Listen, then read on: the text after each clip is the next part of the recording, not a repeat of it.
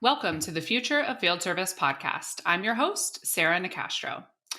Today, we're going to be talking about the importance of benchmarking when it comes to achieving strategic service objectives.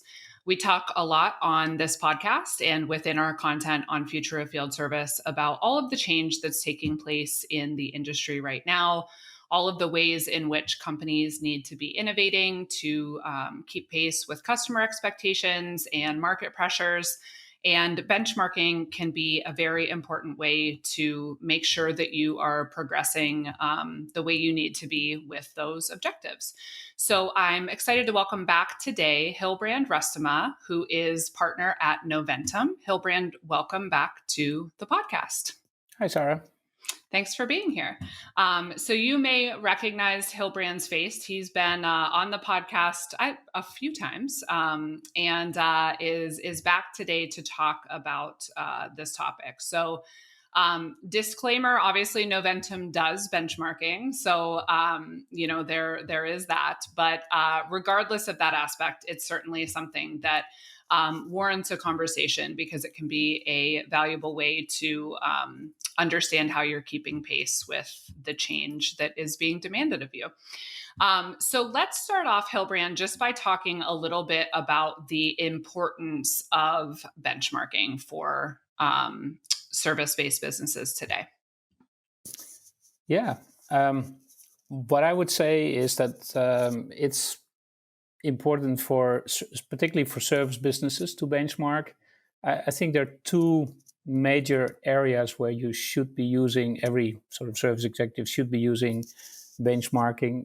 First of all, when you define your service business strategy, you need to set realistic, achievable goals. And therefore, it's very useful to know what other similar companies have been doing, are doing in similar stages of their growth and their development, so that you set realistic, achievable goals. Mm-hmm. Now, I think that's one area. And the second area is looking at what is it that you're really doing? How is your performance currently compared to, of course, your strategic objectives, but also compared to the rest of the world? And what are similar companies doing? Because when you set your strategy, you typically have at least a medium to long-term view. And in the meantime, lots of things can happen. So if you do some regular, I would say at least once a year, but preferably more often, some benchmarking on how you're doing versus other similar companies, it would give you like a reality check. Mm-hmm. And that would allow you sometimes to sort of pivot a bit your strategy and to know if it is working what you've set out. Mm-hmm. Yeah, so some folks probably know that in my role with IFS, I run a customer group, customer community, and we engage, really frequently, twice a month or so.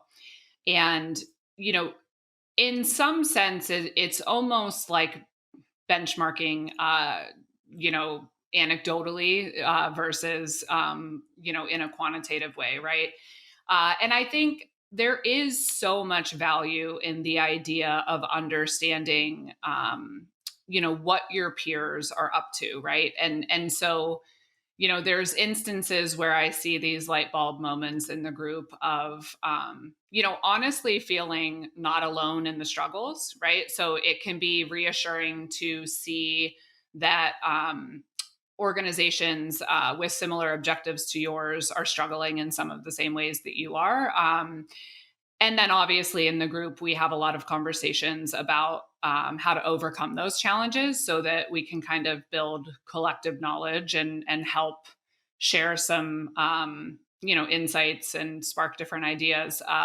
But then, there's also an element of understanding where you may be lagging and kind of, getting a little kick in the pants in the right direction when you realize that there might be areas where, you are behind, the pace of your peers. And so, certainly in that, group communication type setting, I've seen the value of this type of insight play out in real time. And I think that the idea of, putting systems in place to do this regularly and to, look at more quantitative data and see things in, numbers and charts and graphs and percentages, is certainly valuable with all of the objectives that companies are juggling today. So, Yeah, I think it's very good that you mentioned that. I think making a distinction between the qualitative and the quantitative benchmarking is a good one, because mhm, qualitative, like in terms of talking about best practices and how do you solve this issue, is yeah, very useful, very valuable.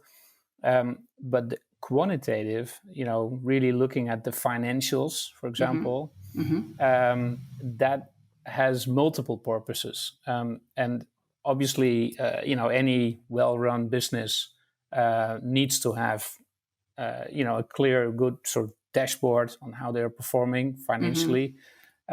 Currently, what we're seeing is that there's a lot of companies that want to go into the, data-driven services, the predictive services, more sophisticated services, and they are not so sure what the growth potential is, what the profitability of each type of service is. Because if mhm, you really look at it, there are so many different types of these sophisticated services that go beyond the basic product related services. mhm, And each has its own sort of business model, with different, growth and profitability potential. mhm, That the world is suddenly becoming a lot more complex. mhm, And one of the things that I see service leaders also sometimes a bit struggling is to explain to their colleagues, particularly if they're in the manufacturing business, on what the growth opportunity really is, mhm, or the profit improvement potential really is. And having data that shows, hey, these type of companies, or maybe even a very direct competitor, is able to do this, mhm, and why are we not able to do something similar? mhm. That is also, it's a change management tool. Right. It helps you to get the rest of the organization to realize, hey, it's real. Mhm. Others are doing similar things, so we should be able to do that as well. Right. And until you get that realism, many organizations will sort of say, yeah, okay, let's see and wait, and so yeah, there's a very important change management aspect to Mhm. using benchmarking, the quantitative benchmarking effectively. Right. Yeah, I mean, when we talk about, topics related to customer experience, customer satisfaction, right? We always talk about the importance of that balance between qualitative and quantitative insights, right? And it's really the same thing here. It's hugely valuable to sit down in a group of 5 or 6 or 10 peers and have a detailed conversation. But it's also incredibly valuable to look at a study and, get a quantitative idea of where you are in that journey versus some of the others. And to your point, certainly as it relates to, servitization or delivering outcomes, you know, it is a real challenge for some organizations that there is this idea of needing to kind of convince or, win over the hearts and minds of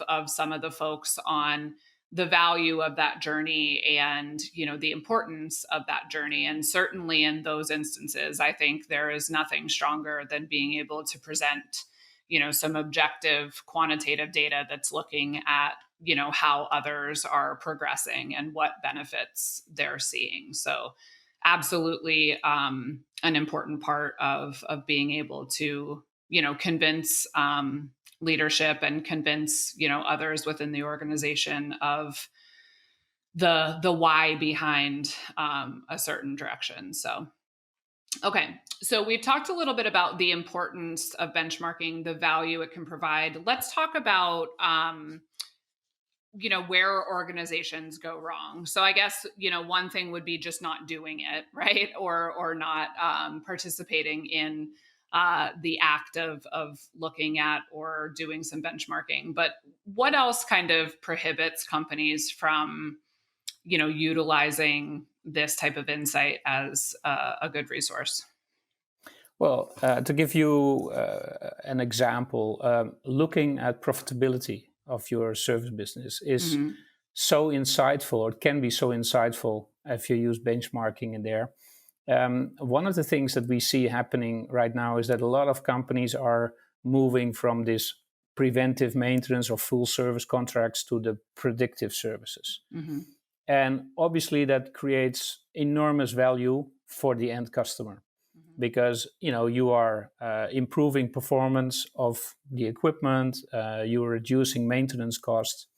And one of the interesting things that we see happening in the benchmarking that we do is that we see that companies, when they're in this experimental mode almost, when they sometimes not have the full value propositions, the new service proposition, the promise to the customer, when they haven't fully developed that, when they don't have a full understanding of what is exactly the value for the customer, they are still saying, yeah, it's not completely ready yet, so let's just give that functionality included in the full service contract. Hmm. And effectively what they're doing then is they're giving a lot of value away Right. for free. And it's amazing how quickly customers get used to that Mhm. new level of performance. Right. um, I and mean, that it's really cannibalizing the ability to monetize it when you're ready to do that. Like when you've sorted out how you want to do that, then you're really backtracking at that point, right? To say, "Oh, well, we've been giving you this, but now we've landed on this new offering, and so what that looks like is, you would pay X for it, right?" And so that is a um really big challenge for folks. Yeah, I mean, let me give you one example. I was working with a client the other day that provides street sweeping equipment. Yeah, Mhm. and they see several things going on. So obviously, they are now able to connect their machines and sort of monitor real time on what's happening with these machines. But also, they're electrifying, meaning that that equipment is, from maybe 3,000 parts that were heavily sort of maintenance intensive parts, Mhm. it goes back to 30. And they see their potential service business in the current business model, they see it quickly disappearing. Mhm. And this is the right moment for them to sort of switch over to a totally new business model. Yeah? So maybe they should be offering these the same equipment as a service right Mhm. now. Mhm. And as this is not fully crystallized yet in that industry, if you if you would look at benchmarking data and say, okay, well, what is the profitability? What's the growth opportunities for that type of business model versus what we are having right now? You can say, well, okay, it makes sense. But Mhm. right now, the tendency for this type of situations is let's wait and see, and well, we have another year or two, and then suddenly some competitor shows up and they've done it, and Right. you're gone, you're out of the business. Yeah. Yeah, it's a good point. We did a podcast quite a while back with a gentleman who his name is Saquon. He was at Cisco at the time, and it was called "Weighing the Decision of Disruption," right? And it was basically around the that conversation of in their instance, he was talking about them making the decision to evolve the business before there was any urgency, right? And that sometimes has its own challenges, right? Because you're kind of things are running smoothly, you're successful, right? And so there's a huge don't rock the boat mentality, right? But when you see the opportunity to make that change before it becomes kind of dire circumstances, there's a lot of benefit in acting early. And so the idea that the company you're referencing, there's this change that now they have to react to, right? But that then puts a certain amount of pressure on the time in which they react and the way in which they react, where if you can you know have a little bit more of a forward thinking or innovative perspective and get ahead of those opportunities, it gives you a little bit more latitude to make that change on your own terms instead of making that change on the industry's terms, right? Or the Yeah, market's terms. exactly. So you can Hmm. see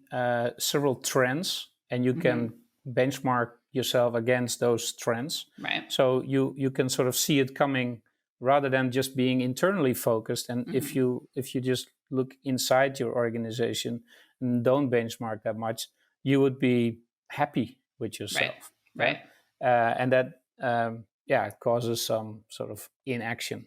Right. The other thing is, very often when companies have to make these difficult decisions to quite drastically change their entire business model, they don't know what they're getting into. Hmm. So if you are able to look at benchmark data of similar companies that may not have the same product, but at least they have a similar business model Hmm. that you are aspiring to, you can kind of see what to expect there, and that facilitates the decision making.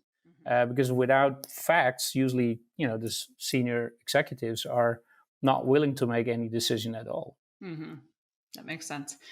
So I think you've touched on a few, but just to sort of recap or add anything to the list, what are some of the biggest trends or areas right now that you think organizations should be benchmarking against? And obviously, I'm referring to organizations that would be the folks listening to this podcast, which are very similar to the types of organizations that Noventum works with. So, what are some of the biggest areas that you would suggest companies be investing time and effort into benchmarking on and paying attention to?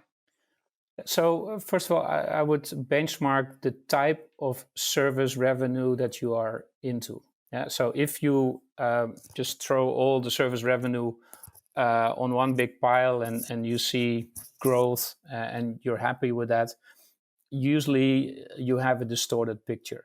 Hmm. So you have to try and distinguish between well-established types of service revenue. Yeah, like be it parts, be it preventive maintenance contracts, full service contracts, Hmm. preventive maintenance contracts, or even go beyond that. So what we always call the customer business related services. So process optimization type of services, can be outcome based, Hmm. or as a service business models where you have the equipment.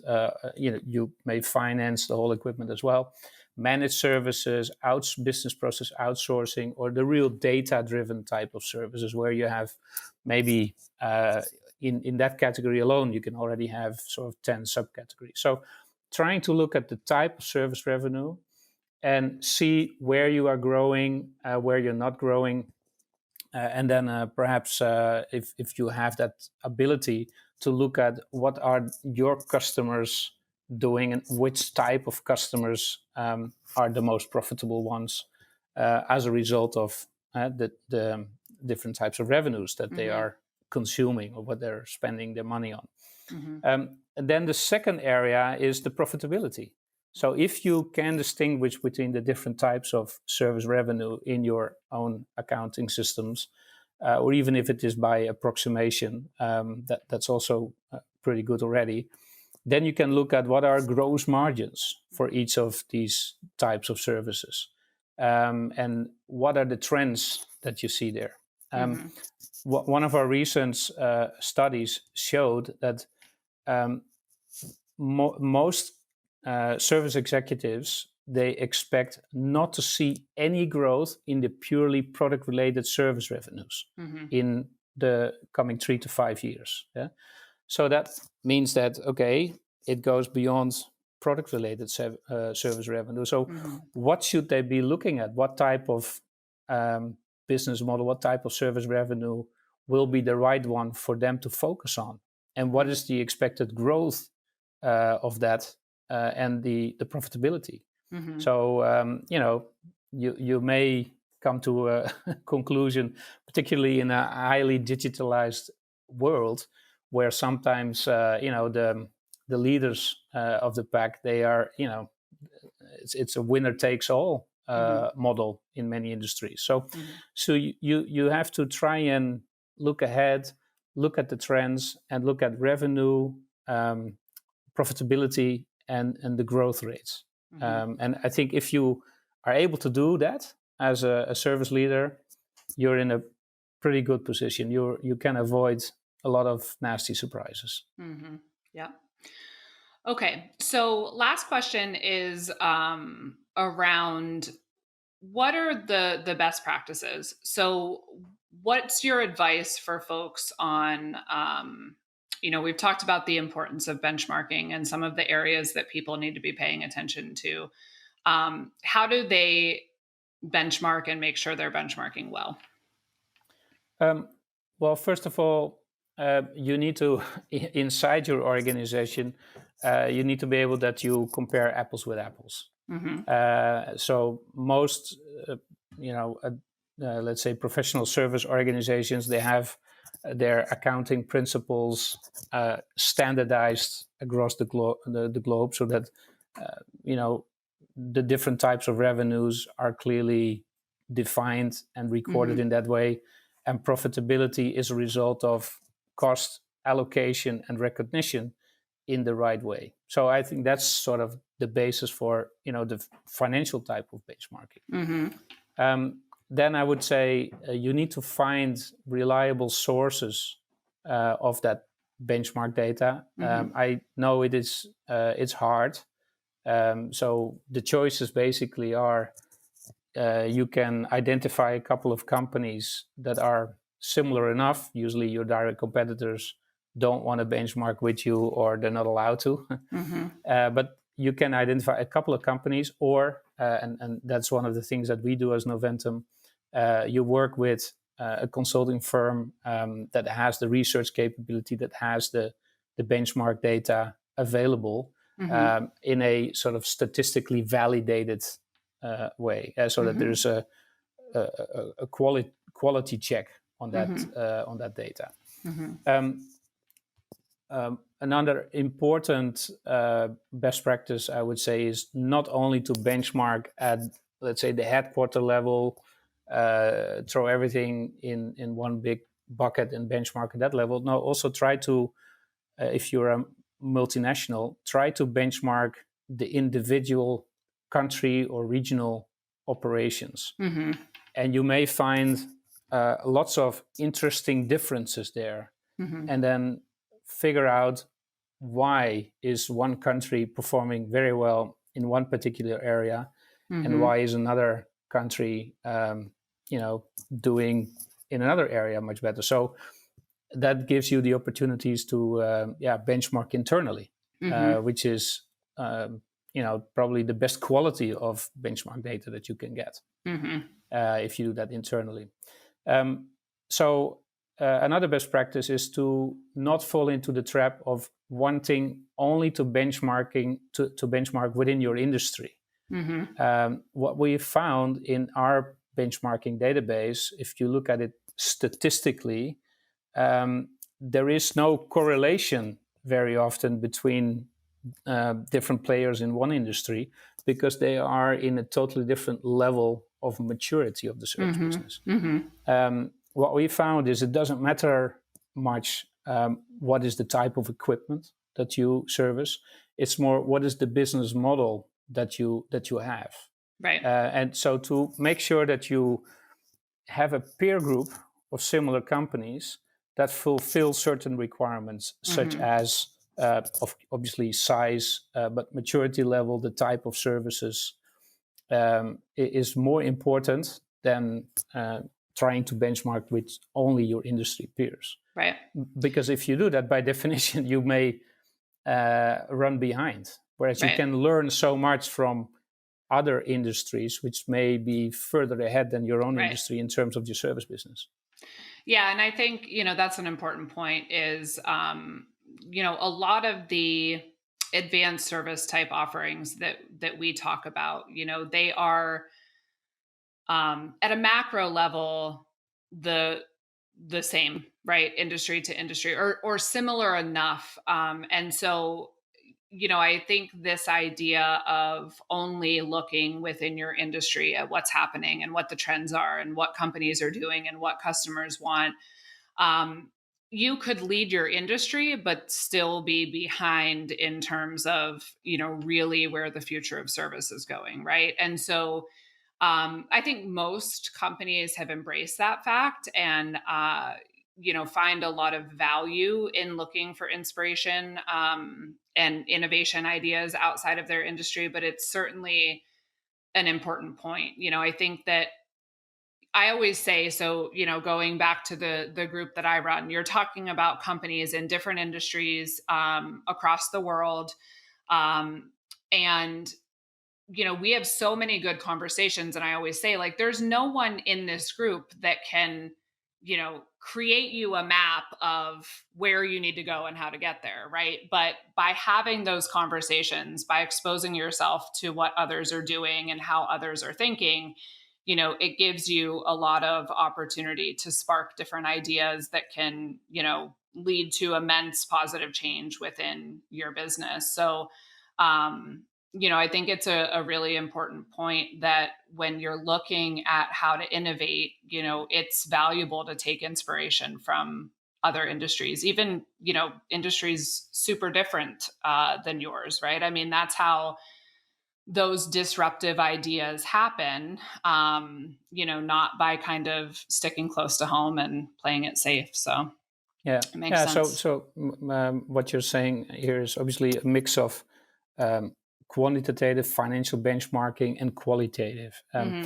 And I would say another best practice, perhaps, if I come back to that question, is start with the financial benchmarking, and then you will identify certain areas of improvement, and then go into the qualitative benchmarking. Look Right. at service industry standards, look at the best practices. There are many out there, obviously. Hmm. So in that approach, Hmm.